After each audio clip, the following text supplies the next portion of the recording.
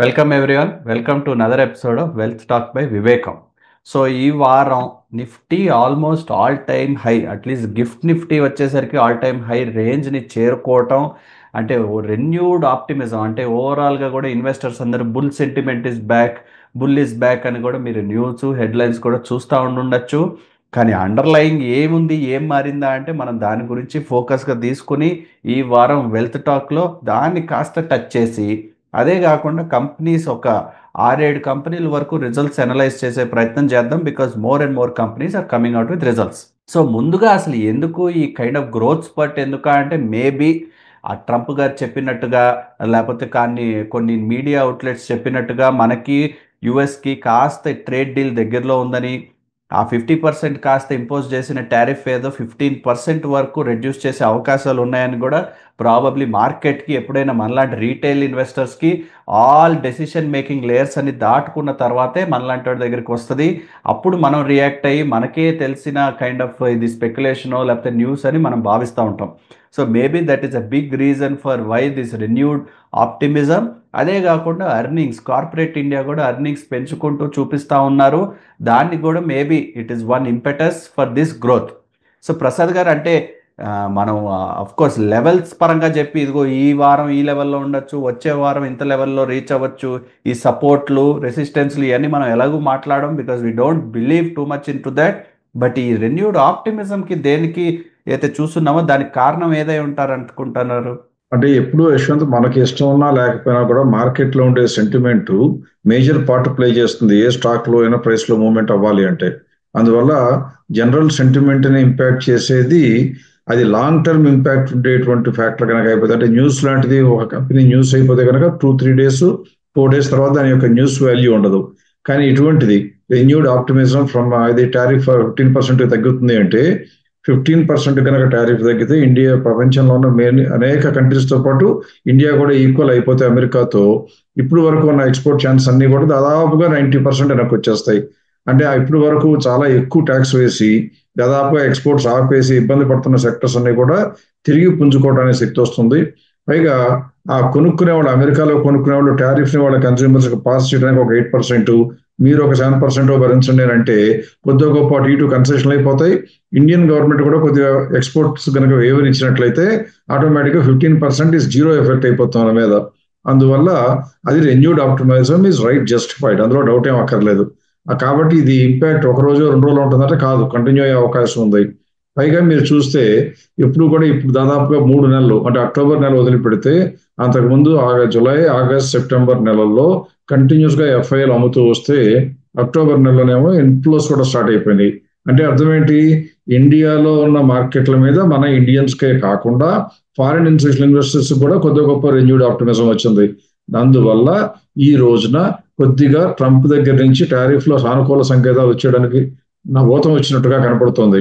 ఆయన స్టేట్మెంట్ ఇస్తానున్నారు, నేను వేస్తాను, ఇంకా వేస్తానని. కానీ ఆయన చెప్పేది చేసేది ఎప్పుడు పొంతం ఉండదు కాబట్టి మోస్ట్ లైక్లీ కొద్దిగా కన్సెషన్ వస్తున్న ఉద్దేశంతో వచ్చింది. ఒకవేళ అతను తగ్గించకపోయినా ఆల్రెడీ ఎక్కువ పడిపోయే ఉంది కాబట్టి ఇంకా నెగిటివ్ లేదు, వస్తే పాజిటివ్ లేకపోతే పాజిటివ్ లేదు. అందువల్ల 100% ఇది హెల్దీ సంకేతంగానే భావించాలి. ఇక నిఫ్టీని ఆల్ టైమ్ బ్రేక్ చేస్తుంది సంవత్సరం లోపల మనం అనుకుంటే గిఫ్ట్ నిఫ్టీలో నిన్నే బీట్ చేసేయటం. అంటే వెన్స్డే మార్కెట్లోనే గిఫ్ట్ నిఫ్టీలో 324 దాకా 340 దాకా కూడా వెళ్ళిపోయింది. అంటే అర్థం ఏంటి, దిస్ ఈజ్ స్ట్రైకింగ్ డిస్టెన్స్. కొద్దిగా ఎప్పుడు కూడా ఇలా బాగా స్ట్రైకింగ్ డిస్టెన్స్ ఉన్నటువంటి ఆల్ టైమ్ హైన్ ఒక్కసారి దాటితే అక్కడితో ఆగదు, ఇంకొద్దిగా కూడా బయటకు వెళ్ళిపోవడానికి పైకి వెళ్ళడానికి ఛాన్స్ ఉంటుంది. వీటన్నిటికీ sentiment is important factor that drives, and according to me this sentiment will propel prices in to the future also. ఖచ్చితంగా రాబోయే సంవత్సరంలో అంటే 2026 మార్చ్ లోపల ఇన్వెస్టర్స్ మంచి లాభాలు చూస్తారని ఆశించవచ్చు. రైట్ అండి. మనం కూడా అంటే పబ్లిక్కి జనరల్ ఎకనామిక్ కామెంటరీ ఈ వారం వరకు కాస్త లిమిట్ చేసి ఎక్కువ వరకు రిజల్ట్స్ని ఫోకస్ పెట్టేద్దాం.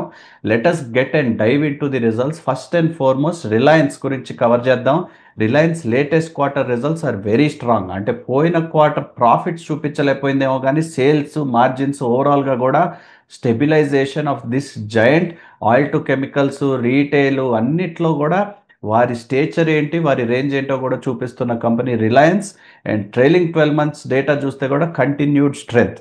అంటే కొత్తగా చెప్పాల్సింది కంపెనీ బాగుంది, బాగుండబోతుంది అనే దాని గురించి మనం అంటే ప్రత్యేకంగా చెప్పాల్సిన అవసరం లేదు, కానీ ఇవాల్టి రోజు ఆల్రెడీ ప్రైస్ దానికి క్యాచప్ అయిపోయిందా అంటే దాదాపు ఆల్మోస్ట్ 1,00,000 కోట్లకు పైగా ఉండే 1,00,000 కోట్ల ప్రాఫిట్లు చూపించే ట్రైలింగ్ 12 మంత్స్లో ఉండే రిలయన్స్ ఇవాల్టి రోజు మనలాంటి రీటైల్ ఇన్వెస్టర్ ఎంటర్ అవ్వడానికి కరెక్ట్ టైమా? Maybe we should look out for a better opportunity అంటారా? రిలయన్స్ గురించి మొట్టమొదటి నువ్వు చెప్పినటువంటి ఎక్సైటెడ్ న్యూస్ అన్ని కూడా కరెక్ట్. అంటే బ్రహ్మాండమైన టర్న్ అరౌండ్ పర్ఫార్మెన్స్, అన్ని ఫెంటాస్టిక్ గా ఉన్నాయి. ప్రాఫిట్ హైయెస్ట్, సేల్స్ హైయెస్ట్, మార్జిన్లు బ్రహ్మాండంగా ఉన్నాయి. ఏది పేరు పెట్టడానికి వీలు లేకుండా అన్ని బిజినెస్ సెగ్మెంట్లు కూడా బాగుండటం ఇంకొక కారణం. వీటన్నింటినీ మించి కూడా ఇంకొకటి ఆలోచించాల్సింది ఏంటంటే ఎప్పుడు కూడా ఇన్ని బ్రహ్మాండమైన ఫ్యాక్టర్స్ ఉన్న మార్కెట్లో తిరుగులేని అగ్రగామిగా ఉన్నటువంటి రిలయన్స్ కి సంబంధించి మాట్లాడేటప్పుడు మనం ఏం చేయాలంటే ఈ కంపెనీ ఇంకా పెరగడానికి ఛాన్స్ ఉందా అంటే ఇంకా లాభాలు ఇంకా ఇంకా పెంచుకుంటే విపరీతంగా పెరుగుతుందా? అది అవకాశం తక్కువ, చాలా పెద్ద కంపెనీ కాబట్టి. మనం కనీసం ఏం ఆలోచించాలి, ఈ కంపెనీకి మన ఇన్వెస్టర్లు గతంలో లాభాలతో పోలిస్తే ఉన్నటువంటి మార్కెట్ క్యాపిటలైజేషన్ లేదా పిఈ రేషియో అని చెప్తాం. గతంలో ఉన్న పిఈ రేషియోతో పోలిస్తే ఇవాళ డిస్కౌంట్లో ఉన్నట్టుందా అని భావించడం, చూడటం ఒక మార్గం. రెండవది మనం ఎప్పుడు ఫాలో అయ్యేటువంటి మన యొక్క ఫెయిర్ వాల్యూ ప్రకారం. అంటే ఎప్పుడు కూడా మీరు గమనించాల్సింది ఏంటంటే మార్కెట్లో ఈ ప్రైస్ ఎర్నింగ్స్ రేషియో లేదా మార్కెట్లో ఉండే వాల్యుయేషన్ అనేది ఒక్కసారి 15 నుంచి 25కి, 25 నుంచి 40కో లేదా 25 నుంచి 10కో పడిపోవడం అలా జరగదు, స్లోగా మూవ్ అవుతుంటుంది. అందువల్ల మనం కొద్దిగా ఇండికేషన్ తీసుకోవడానికి ఏం చేద్దామంటే ముందు ఫెయిర్ ప్రైస్ చూద్దాం. మన లెక్క ప్రకారం ఫెయిర్ ప్రైస్ చూస్తే మనం ఇవాళ రోజున ఉన్నటువంటి వర్కింగ్స్ ప్రకారం చూస్తే 1,800 రూపాయల దాకా చేరడానికి బాగా ఛాన్స్ ఉంది. అంటే ఎంత ఉంది, ఇవాళ రోజున ఉన్న 1448తో పోలిస్తే మన లెక్క ప్రకారం ఇంకా 24.35% పెరగడానికి ఛాన్స్ కనపడుతుంది. That's a very healthy sign for a company like Reliance. అది మొట్టమొదటి గమనించాలి. రెండవది మనం గమనించవలసింది ఏంటంటే ఇప్పుడు కూడా ఈ కంపెనీకి గతంలో పిఈ రేషియో ఎంత ఉందో చూడాలి. అంటే స్క్రీన్ మీద మీరు చూస్తే 2024 సెప్టెంబర్లో అయితే 26, అంతకుముందు 27 కూడా పిఈ రేషియో ఉంది. కానీ ఇప్పుడు ఎంత ఉంది, లేటెస్ట్ గా ఉన్న పిఈ రేషియో చూస్తే ఇట్స్ ఓన్లీ 20. అంటే పిఈ రేషియో ప్రకారం చూస్తే కనుక ఇది ఇంకా కూడా 35% అవడానికి ఛాన్స్ కనపడుతుంది, బికాస్ 27 పిఈ అవ్వాలి కాబట్టి. కానీ మన అసెస్మెంట్ ఎప్పుడు కన్సర్వేటివ్ గా ఉంటుంది కాబట్టి మనం చెప్తున్నది ఎంత, 1,800 రూపీస్ ఇవ్వాలంటున్నాం అంటే పిఈ రేషియో అంతా పెరగడానికి ఛాన్స్ ఉండకపోవచ్చు అని మనం భావిస్తున్నాం అనమాట.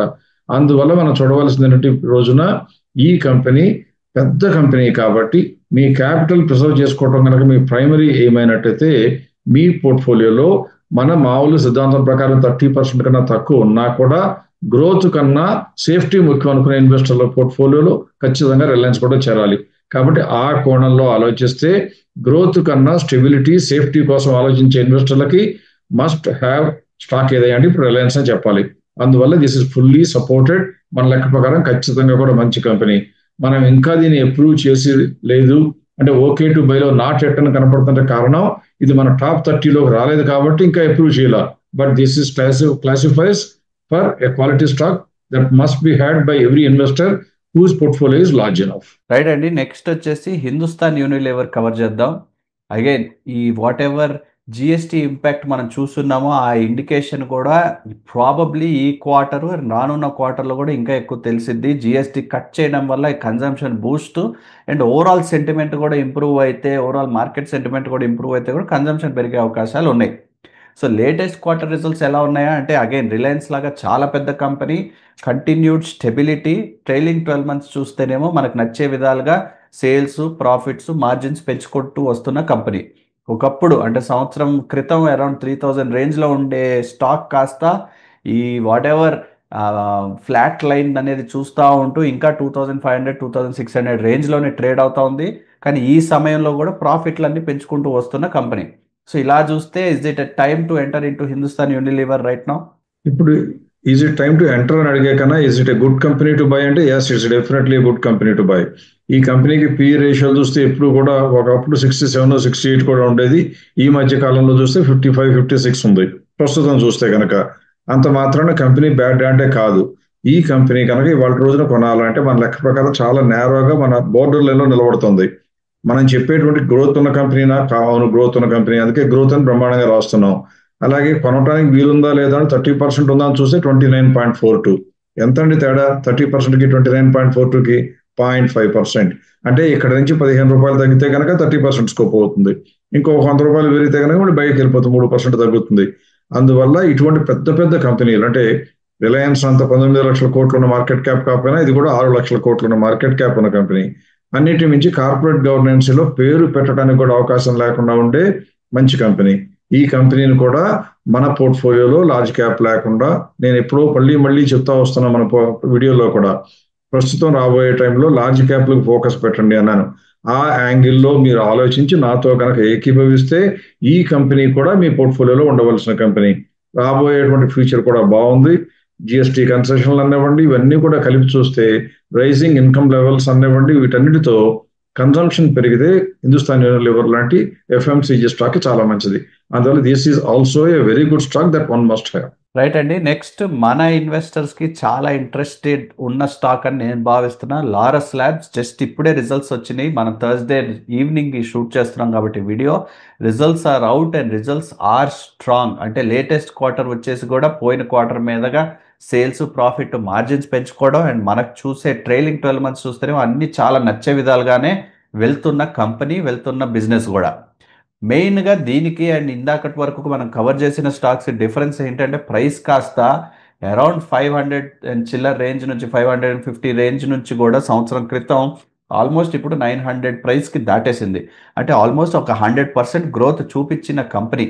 సో ఇంకా దీంట్లో వాల్యూ ఉందంటారా, లేకపోతే it is almost close to being price to fair price?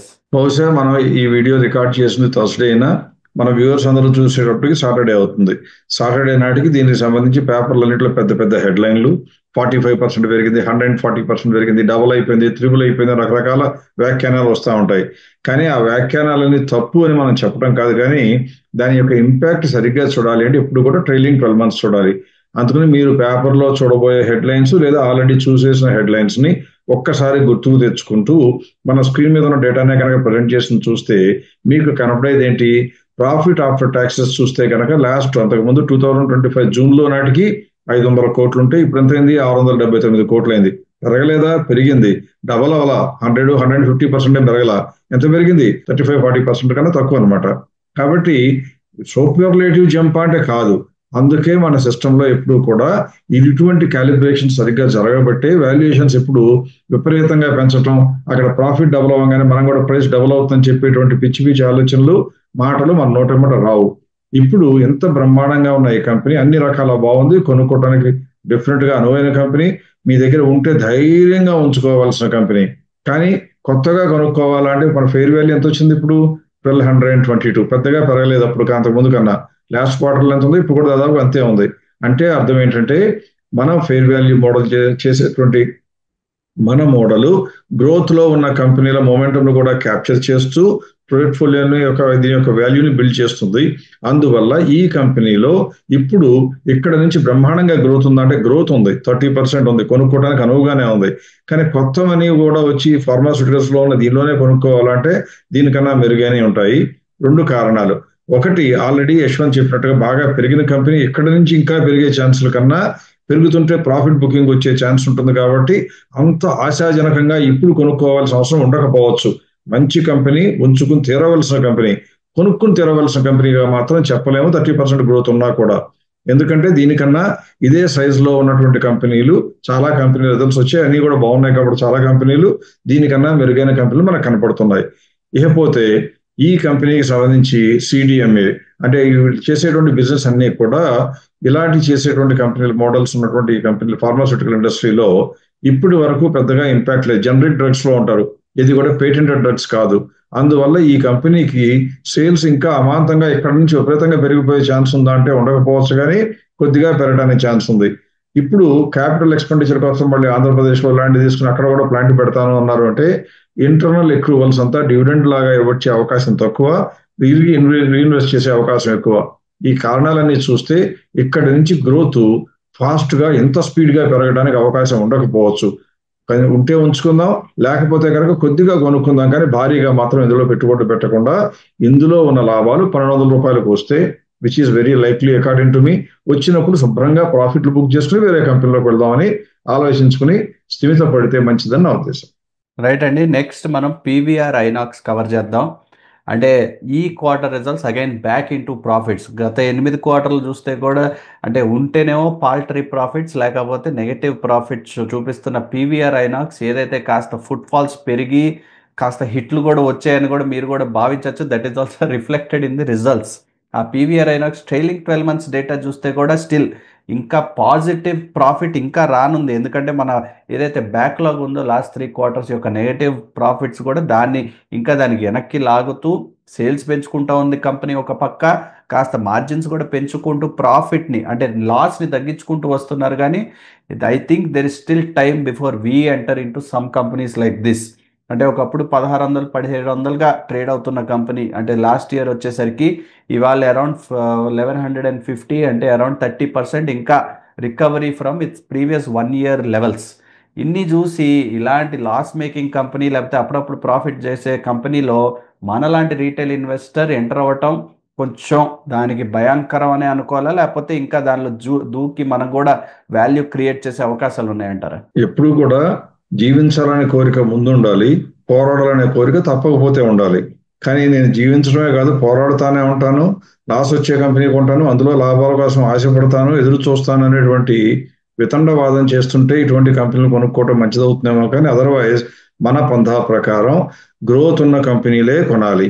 ఈ కంపెనీలో క్లియర్ గా రెడ్ కలర్ లో ఎంత బ్రాడ్ గా మనం బోల్డ్ గా వేయడం జరిగింది, నో గ్రోత్ అని. అంటే ఇంకా లాస్ మేకింగ్ కంపెనీలో అందులో వెళ్ళి బురదగుంటాం చేపలు పట్టుకుంటాం అన్నట్టుగా అలాంటి పనులు చేసే వాళ్ళకి నేను చెప్పలేము. కానీ ఎవరైనా రైట్ మైండెడ్ సిటిజన్స్ సంపాదించిన డబ్బులకి భద్రత కూడా ముఖ్యం, లాభం ఎంత కోరికో భద్రత కూడా అంతే ముఖ్యమైన కోరిక అని అనుకునే వాళ్ళకి ఇది సూటబుల్ ఏమో. కానీ ఇలా భద్రత కూడా కావాలనుకునే వాళ్ళకి ఈ కంపెనీ కొనడం అనేది ఎట్టి పరిస్థితుల్లో కూడా మంచిది కాదు. ఎందుకంటే ఈ మధ్య కాలంలో బ్లాక్ బస్టర్ మూవీస్ ఏమి ఎక్స్ట్రా పడింది లేదు, ఎక్స్ట్రా లాభాలు వచ్చినాయి లేవు, కొద్దిగా బెటర్ ఇంప్రూవ్మెంట్ ఉంది. కానీ ఇటువంటి కంపెనీలో కొనాలంటే ధైర్యం ఎక్కువ, తెగింపు ఎక్కువ, మొండి ధైర్యం ఉండాలి. నా ఉద్దేశం ప్రకారం మీకు మొండి ధైర్యం ఉన్నా దయచేసి అలమారాలో పెట్టి తాళం వేయండి, కానీ ఇన్వెస్ట్మెంట్స్ లో మాత్రం వాడకండి. బికాస్ మీరందరూ సంపాదించాలనే కోరిక మాకు గట్టిగా ఉంటుంది కాబట్టి లాస్ మేకింగ్ కంపెనీస్ చెప్పి అందులో కూడా మీరు డబ్బులు సంపాదించాలనే ఆశలు రేకెత్తించడం నేనైతే చేయలేను. So my sincere advice is to stay away from this company. Right అండి. Next AGI green pack, of course glass manufacturing, glass containers ఏదైతే మ్యానుఫ్యాక్చరింగ్ చేసే leader in terms of India. Results వచ్చేసి ట్రెండ్ మనకు నచ్చే విధంగా లేదు. అంటే సేల్స్ తగ్గించుకుంటూ వస్తుంది, ప్రాఫిట్లు తగ్గించుకుంటూ వస్తుంది. Trailing 12 month is little bit better, ఎందుకంటే కాస్త స్టెబిలైజ్ అవుతుంది. గత ఏదైతే సంవత్సరంలో ఉండే రేంజెస్ కంటే కూడా ఈ రేంజెస్ ఆర్ మచ్ హయ్యర్. కాబట్టి ranges are stabilising in terms of trailing 12 months. Almost stock 50%కి పైగా జస్ట్ ఒక 3 months స్పాన్లోనే పడి ఉన్నది. అప్పటి నుంచి రికవరీ స్లోగా స్టడీగా చేసుకుంటూ వస్తున్న కంపెనీ ఒక పక్క చూస్తేనే లేటెస్ట్ రిజల్ట్స్ ఇంకా అంటే అమాంతం పెద్ద జంప్స్ లేకపోతే పెద్ద డిమాండ్ అయితే చూపించలేదు. సో ఎటువంటి కైండ్ ఆఫ్ కోణంలో ఈ జంక్షన్లో ఈ సెక్టర్ వైపు చూడటం అవసరమా, లేకపోతే ఇంకా అదర్ థింగ్స్ ఆర్ బెటర్ అంటారా ఎట్ దిస్ టైం? ఇప్పుడు కూడా ఇది సిరామిక్స్ లో మేజర్ గా అంటే ప్లేయర్ యశ్వంత్.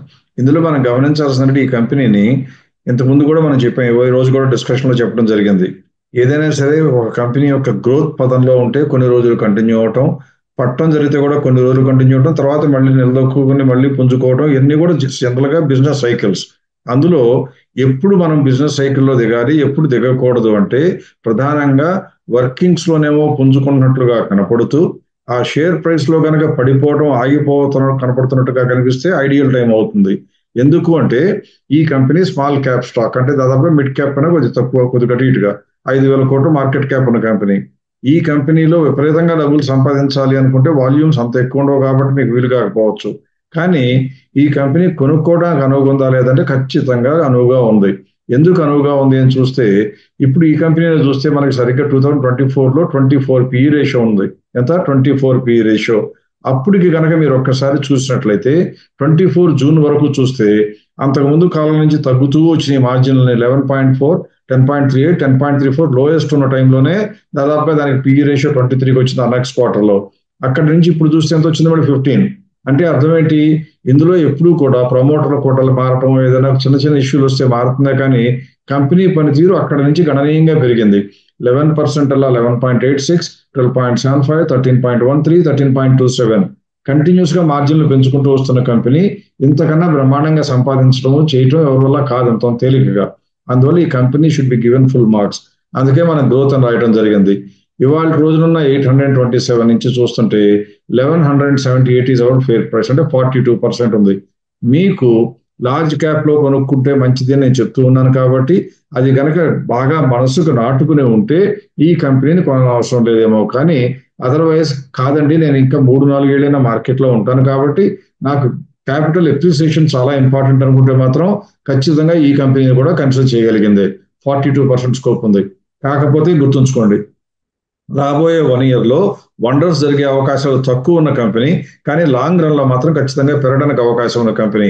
ఎట్టి పరిస్థితుల్లోనూ నేను ఎన్ని మాటలు చెప్పినా, మీరు ఎన్ని మాటలు విన్నా, ప్రతి క్వార్టర్కి రిజల్ట్స్ చూడాలి. రిజల్ట్స్ బాగాలేకపోతే మొహమాటము, భయము, బెరుకు లేకుండా వెంటనే అమ్ముకోవడం మన యొక్క ఆలోచన, మన యొక్క నైజంగా ఉండాలి. అలా కనుక చేస్తాను అనుకుంటే ఖచ్చితంగా ఈ కంపెనీ కూడా మీరు కొనుక్కోవచ్చు. రైట్ అండి. నెక్స్ట్ మనం ఎస్ బ్యాంక్ కవర్ చేద్దాం. అఫ్ కోర్స్ చాలా మందికి ఇంట్రెస్టింగ్గా ఉన్న స్టాక్, ఎందుకంటే కామెంట్స్లో కూడా అడుగుతూ ఉంటారు. లేటెస్ట్ రిజల్ట్స్, అట్లీస్ట్ సేల్స్ కాస్త marginal dip in terms of sales. వారి ఇంటర్నల్ ఆపరేషన్స్లో ఆ 24% స్టేక్ సేల్ చేసి ఆ జపనీస్ జైంట్ ఎవరైతే ఉన్నారో ఎస్ఎంబీసీని కాస్త ఇన్వైట్ చేశారు. అది రావడం వల్ల కూడా management operational efficiency, at least headlines news వరకు they are showing their Japanese strength. ఆ ఎఫిషియన్సీ పెంచుతున్నారు, రేటింగ్ పెంచుతున్నారు, కాస్త లిక్విడిటీ కూడా వాళ్ళు ఇన్ఫ్యూజ్ చేసే అవకాశాలు ఉన్నాయని రిజల్ట్స్ అండ్ బజ్ అంతా స్ట్రాంగ్గా ఉంది. ట్రైలింగ్ 12 months చూస్తే కూడా numbers continue to be strong and continue to showcase good ranges. So Yes Bank అంటే ఈ మధ్య కాలంలో కాస్త స్టెప్ బై స్టెప్, అడుగు బై అడుగు బెటర్ అవుతున్న కంపెనీ. ఇటువంటి కంపెనీలో ఇంకా వాల్యూ ఉందా, లేకపోతే it is better to wait for some more time? ఈ కంపెనీ మనం 14-15 రూపాయలు ఉన్నప్పుడు చెప్పడం జరిగింది, 18 రూపాయలు ఉన్నప్పుడు కూడా మనం మాట్లాడటం జరిగింది. మనమేమో దూరదృష్టి చెప్పలా, మనం చెప్పిందల్లా ట్రెండ్ బాగున్నది, రేటు తక్కువ ఉన్నది అని చెప్పడం జరిగింది. దాని మూలంగానే ఇప్పుడు మీరు గ్రాఫ్ కనుక చూస్తుంటే దాదాపుగా 18-19 రూపాయల దగ్గర నుంచి పెరుగుతా వచ్చి 24కి, అంటే 1/3 33% కన్నా ఎక్కువ పెరిగిపోయింది ఈ కంపెనీ. పైగా ఈ కంపెనీ ఎక్కువ మందికి ఎందుకు ఆనుతుందంటే చిన్న వాల్యూ కదా, అంటే ఒకసారి 1000 షేర్లు కొన్నా 20,000 కదా 25,000 కదా అని కొనేస్తూ ఉంటారు.